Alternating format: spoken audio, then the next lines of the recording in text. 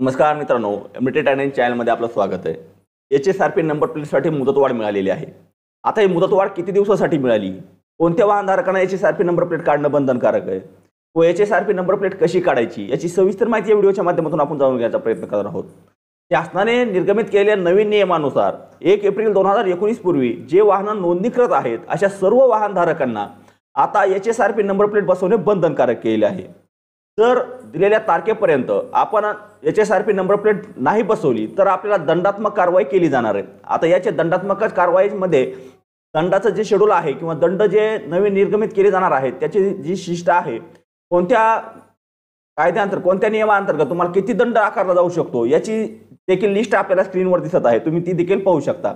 परंतु ज्या वाहनधारकांनी ज्या 2019 पूर्वी जे वाहनधारक नोंदणीकृत आहेत त्या वाहनधारकांनी अद्यापपर्यंत HSRP नंबर प्लेटसाठी अर्ज केला नसेल त्यांच्यासाठी एक आनंदाची बातमी आहे।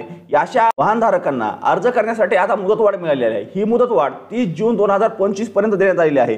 त्यामुळे ज्या वाहनधारकांनी अद्यापपर्यंत नोंदणी केली नाही त्यांनी लवकरात लवकर 30 जून 2025 च्या पूर्वी आपली ऑनलाईन पद्धतीने नोंदणी करून घ्यावी। ऑनलाईन पद्धतीने अर्ज कसा सादर करायचा किंवा HSRP नंबर प्लेटसाठी अर्ज कसा करायचा याची माहिती याआधीच आपल्या चॅनलवर अपलोड केली। तो व्हिडिओ पाहून कशा पद्धतीने HSRP नंबर प्लेटसाठी अर्ज करायचा याची माहिती आपण घेऊ शकता। दिलेली माहिती जर महत्त्वाची वाटली असेल, आवडली असेल तर व्हिडिओला लाईक करायला विसरू नका आणि चॅनलवर जर पहिल्यांदा आले असाल तर अशाच नवनवीन अपडेट्ससाठी चॅनलला सबस्क्राइब करून ठेवा, जेणेकरून येणारा प्रत्येक अपडेट आपल्यापर्यंत तात्काळ मिळत राहील। चला धन्यवाद। आजच्या व्हिडिओमध्ये एवढीच माहिती। भेटूया नेक्स्ट व्हिडिओमध्ये नेक्स्ट पॉईंट सोबत।